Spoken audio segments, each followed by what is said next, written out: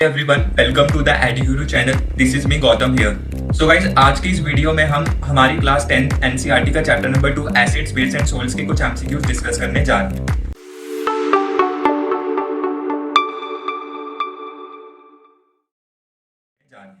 So guys, जो सबसे पहला एमसीक्यू है वो हमसे कह रहा है what happens when a solution of N acid is mixed with a solution of base. क्या होगा जब आप किसी भी एक एसिड के सॉल्यूशन को एक बेस के सॉल्यूशन के साथ एक टेस्ट ट्यूब के अंदर मिक्स कर दोगे। सो सबसे पहले हम एसिड को देखते हैं। एसिड में हमने मान लो गाइस एग्जांपल ले लिया HCl, ठीक है जी, और बेस में आपने एग्जांपल ले लिया NaOH। अब जब एसिड बेस के साथ रिएक्ट करेगा तो क्या बना देगा? देखो, HCl ने NaOH के साथ अगर रिएक्ट करा तो it will B form NaCl और वाटर ये अलग कर देगा इसमें से। तो यहां पर अगर आप ध्यान से देखो तो ये कौन सी रिएक्शन है, आपको याद आएगा, दिस इज न्यूट्रलाइजेशन रिएक्शन।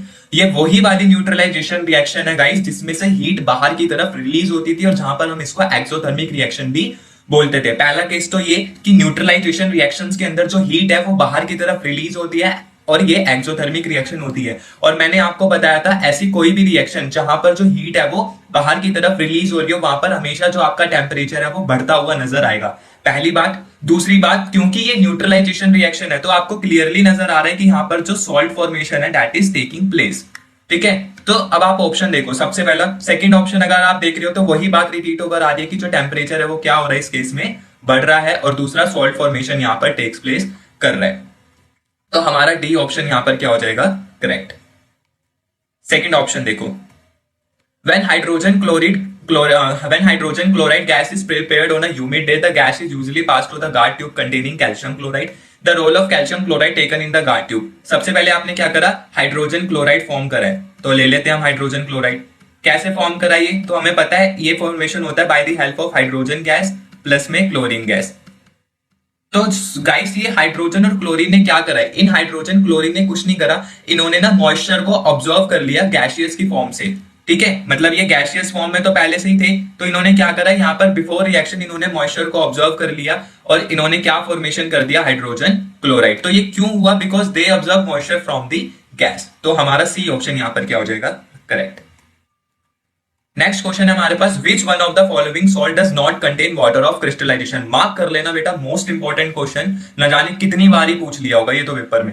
तो सबसे पहले आपको ये पता होना चाहिए कि वाटर ऑफ क्रिस्टलाइजेशन होता क्या है। So water of crystallisation is a fix number of water molecules present in one formula unit of salt. यानी जो भी आपने सॉल्ट फॉर्मेशन करी है या जो भी आपने रिएक्शन करी है उसमें कम से कम आपको वाटर ऑफ क्रिस्टलाइजेशन या फिर वन मॉलिक्यूल ऑफ वाटर तो दिखना ही चाहिए। अब ऐसी कौन सी रिएक्शन, पेपर क्वेश्चन क्या कर रहा है, ऐसी कौन सी रिएक्शन होती है जिसमें आपको वाटर ऑफ क्रिस्टलाइजेशन नहीं देखने को मिलता? तो अगर मैं बात करूं सबसे पहले ब्लू विट्रॉल की, तो ब्लू विट्रॉल में भी होता है। अगर आप बात करो बेटा बेकिंग सोडा की, तो बेकिंग सोडा की रिएक्शन याद करो जरा, क्या होती थी? NaCl plus H2O plus CO2 plus NH3 give rise to NH4Cl plus में NaHCO3। तो यहां पर किसी भी आप प्रोडक्ट साइड पर जाओ, लास्ट में हमारे पास क्या बच रहा है? NaHCO3 that is sodium hydrogen carbonate. क्या बन रहा है हमारे पास? NaHCO3। ये है क्या? ये कंपाउंड जो हमारे को मिला that is sodium hydrogen carbonate. इसमें वाटर मॉलिक्यूल कहीं से और कहीं तक भी देखने को नहीं मिल रहा। और ये होता क्या है? तो आपको क्लियरली पता होना चाहिए कि ये होता है बेकिंग सोडा। बाकी अगर आप रेस्ट ऑफ द ऑप्शंस की तरफ देखो, वॉशिंग सोडा में अगर मैं जाऊं तो हमारे पास कंपाउंड यहाँ पर वाटर मॉलिक्यूल देता है। कैसे? Na2CO3 plus 10H2O। तो यहाँ पर भी, और जिप्सम भी क्या होता है हमारा? CaSO4.2H2O। तो हर चीज में आपको वाटर ऑफ क्रिस्टलाइजेशन देखने को मिल रहा है bearing baking soda. Fourth, in terms of acidic strength which one of the following is incorrect in increasing order. तो एसिडिक स्ट्रेंथ में आपका कौन सा सही होना चाहिए? तो देखो, सबसे पहले हम क्या करेंगे, पहला ही ऑप्शन देखते हैं हम। सबसे पहले हमने वाटर लिया, ठीक है, उसके बाद हमने एसिटिक एसिड। एसिटिक एसिड हमेशा वीक एसिड को दिखाता है, तो सीरीज वाइज चल रहा है। सबसे पहले हमने एक्वा लिया, एक्वस लेने के बाद हमने वीक एसिड लिया और उसके बाद हमने स्ट्रॉन्ग एसिड लिया। तो first option will B correct, क्योंकि यहां पर आपका एक ऑर्डर में चल रहा है सारा सिस्टमैटिकली इंक्रीजिंग ऑर्डर में। पहले आपने एक्वा सॉल्यूशन लिया और उसके बाद आपने weak acid then strong acid. Question number 5, what is formed when zinc react with sodium hydroxide. क्या होता है जब आप जिंक को रिएक्ट करवाते हो सोडियम हाइड्रोक्साइड के साथ? तो कुछ नहीं है, सबसे पहले हम अपनी रिएक्शन लिखते हैं और उसके बाद फिर देखेंगे। तो सबसे पहले कौन रिएक्ट कर रहा है? दैट इज सोडियम हाइड्रोक्साइड यानी NaOH। आपने NaOH को रिएक्ट करवाया किसके साथ? जिंक के साथ यानी Zn। तो रिएक्ट होने के बाद ये क्या फॉर्मेशन करेगा? ये फॉर्मेशन करेगा Na2 ये फॉर्मेशन करेगा Na2ZNO2। ये क्या है हमारे पास, दैट इज सोडियम जिंकेट।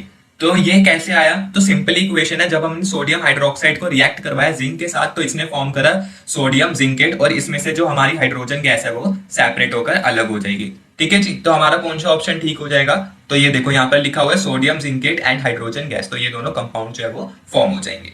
अब नेक्स्ट क्वेश्चन है हमारे पास, देखिए क्वेश्चन है tomato is a natural source of which acid. जो टोमेटो होता है वो किस चीज का नेचुरल सोर्स होता है, तो आपको पता होना चाहिए जो टोमेटो होता है वो ऑक्सैलिक एसिड का एक नेचुरल सोर्स होता है। ठीक है, बाकी जो एसिटिक एसिड होता है ये वीक एसिड होता है, ये आपका विनेगर में होता है। सिट्रिक एसिड आपका लेमन में होता है, टार्टरिक एसिड आपका टर्मरिन में होता है। नेक्स्ट है हमारे पास ब्राइन। ब्राइन क्या होता है, तो देखो व्हाट इज ब्राइन, हमने पढ़ा था क्लोर अल्कली प्रोसेस में, when electricity is pass through an aqueous solution of sodium chloride. किसके एक्वस सॉल्यूशन में आप इलेक्ट्रिसिटी को पास करते थे, सोडियम क्लोराइड के, तभी तो वो क्या फॉर्म करता था, ब्राइन फॉर्म करता था। तो C option will be right here. ठीक है, नेक्स्ट है हमारे पास 8th क्वेश्चन, देखो कह रहा है Na2CO3.10H2O, ये क्या है। तो सबसे पहले देखो इसके अंदर वाटर के मॉलिक्यूल्स 10 मॉलिक्यूल्स वाटर के अंदर है, दैट मींस कि अपने साथ वाटर ऑफ क्रिस्टलाइजेशन को पहले ही ऐड करके चल रहा है। और अभी मैंने ऊपर वाले लेक्चर में भी आपको बताया था कि वॉशिंग सोडा के अंदर भी वाटर ऑफ क्रिस्टलाइजेशन होता है, तो इसका आंसर क्या हो जाएगा, वॉशिंग सोडा। ये रिएक्शन होती है Na2CO3.10H2O। इसके अलावा हमारे पास बेकिंग सोडा है, बेकिंग सोडा की रिएक्शन मैंने बताई थी, NaCl plus CO2 plus NH3 give rise to NH4Cl plus में NaSCO3 that is sodium hydrogen carbonate. Bleaching powder की आपको याद होनी चाहिए, CaOS2 plus Cl2 give rise to CaOCl2 plus में H2O। ठीक है जी, नेक्स्ट क्वेश्चन देखिए, कह रहा है at what temperature is gypsum heated to form plaster of Paris. ठीक है, जिप्सम को आप कौन से टेम्परेचर पर हीट करते हो, तो हमने रिएक्शन पढ़ी थी ना, on heating gypsum at 373 kelvin. जब हम जिप्सम को 373 केल्विन पर हीट करते हैं तो ये पानी के अंदर अपने वाटर मॉलिक्यूल्स को डीकंपोज करना शुरू कर देता है और कन्वर्ट हो जाता है कैल्शियम सल्फेट हेमी हाइड्रेट, और ये क्या होता था आपका plaster of Paris.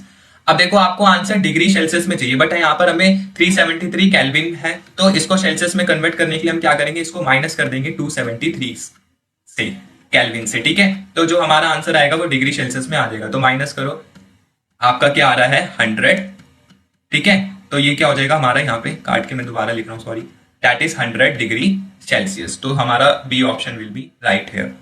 Next question कह रहा है how many water molecules does, ये हाइड्रेटेड नहीं है, डाईहाइड्रेटेड है, तो डाईहाइड्रेटेड कैल्शियम सल्फेट के अंदर total number of water molecules किसने होता है, तो रिएक्शन अगर आपको याद हो जिप्सम वाली, तो CaSO4 कैल्शियम सल्फेट CaSO4.2H2O, ये वाली रिएक्शन है। ठीक है, तो यहाँ पर वाटर के कितने मॉलिक्यूल है, 2 मॉलिक्यूल्स है, तो आंसर क्या हो जाएगा 2 ऑप्शन, बी ऑप्शन। ठीक है जी, चलो नेक्स्ट क्वेश्चन पे आओ। Sodium carbonate is a basic salt because it is a salt of, देखो जो सोडियम कार्बोनेट है इसको आप एक बेसिक सॉल्ट कह रहे हो, क्यों, क्योंकि आपका जो सोडियम कार्बोनेट होता है, सोडियम कार्बोनेट पता होना चाहिए, दैट इज Na2CO3।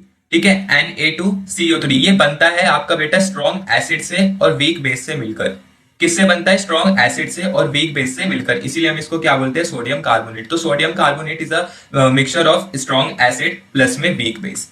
नेक्स्ट है हमारा alkalis, very very important question. देखो हमारे पास ना सारे के सारे बेसिस ऐसे होते हैं जो पानी में डिसॉल्व नहीं होते, बट कुछ बेसिस हमारे पास ऐसे होते हैं which can be dissolve in water या which are soluble in waters. तो जो those bases which can be dissolve in water are called alkali bases. तो बेसिकली अल्कली वो वाले बेसिस होते हैं जो पानी के अंदर आसानी से क्या होते हैं, सॉल्युबल। तो D option will be right. Of the following statement is correct about an aqueous solution of acid और बेस। ठीक है, कौन से स्टेटमेंट सही होगी, सबसे पहले हम देखते हैं, यहाँ पर स्टेटमेंट से शुरू करते हैं। तो देखो पहली स्टेटमेंट कह रहा है higher the pH stronger the acid, जितना ज्यादा हमारा पीएच होगा उतना ज्यादा हमारा एसिड क्या होगा, स्ट्रॉन्ग होगा। क्या ऐसा हो सकता है, मतलब कि जितना ज्यादा आपका पीएच होगा क्या आपका एसिड उतना ज्यादा स्ट्रॉन्ग होता था, नहीं, जितना ज्यादा पीएच होता था एसिड उतना ज्यादा क्या होता नजर आता था, हमें वीक होता नजर आ रहा था। तो फर्स्ट ऑप्शन यहाँ पर गलत है, फर्स्ट ऑप्शन यहाँ पर गलत है, बट इसके साथ जो सेकंड ऑप्शन है वो मुझे सही लग रहा है।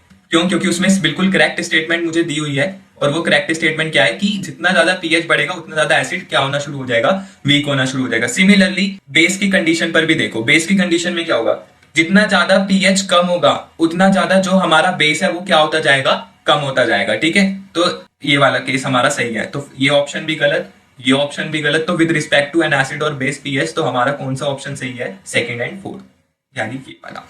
नेक्स्ट क्वेश्चन कह रहा है the apparatus given in the adjoining figure was said to have demonstrate electrical conductivity. First, which of the following statement is correct? इनमें से कौन सी स्टेटमेंट है जो सही हो। सो बेसिकली यहाँ पर apparatus हमें देखने को मिल तो नहीं रहा, बिकॉज अपेरेटस हमारे पास यहाँ पर नहीं है। चलो फिर भी क्वेश्चंस को कर ही लेते हैं। तो देखो कह रहे which of the following statement is correct. पहला, bulb will not glow because electrolyte is not acidic. नहीं, ऐसा तो नहीं होगा क्योंकि इलेक्ट्रोलाइट यहाँ पर एसिडिक को दिखाता है। Second, bulb will grow because HCl is the strong base and furnishes ions for conduction. हाँ, this option will be right. Bulb यहाँ पर ग्लो कर जाएगा क्योंकि यहाँ पर जो HCl है वो हमारा स्ट्रॉन्ग एसिड की तरह काम करेगा और जिससे क्या होगा, हमारे जो आयंस के कंडक्शन है वो फर्निशेस होना शुरू हो जाएंगे। ठीक है, तो C option will be right, only second. Next question है हमारे पास, lime water reacts with chlorine to give. जो हमारा लाइम वाटर होता है, लाइम वाटर क्या होता था, कैल्शियम हाइड्रोक्साइड CaOH2। जब ये किसके साथ रिएक्ट करेगा, क्लोरीन के साथ। तो सीधा सीधा सा याद कर लेनी थी हमें रिएक्शन की। जो कैल्शियम हाइड्रोक्साइड यानी लाइम वाटर है, जब ये क्लोरीन के साथ ऐड करता था तो ये फॉर्मेशन करता था बेटा CaOCl2, कैल्शियम ऑक्सी क्लोराइड। और याद करो ये क्या होता था, हमारा ब्लीचिंग पाउडर। ठीक है, इसके अलावा मैंने सबकी रिएक्शन पीछे अच्छे से डिस्कस कर दिया, आप सीधा सीधा वहां से जाकर देख लेना। Nettle sting is a natural source of which acid. तो देखो नेटल स्टिंग हो गया, आपका आंट स्टिंग हो गया, सब नेचुरल सोर्स होते हैं मेथनोइक एसिड के। स्पेलिंग गलत लिखी हुई है, आप ठीक कर लेना। मेथनोइक एसिड, ठीक है, दैट इज मेथनोइक एसिड, और यही हमारा करेक्ट आंसर हो जाएगा।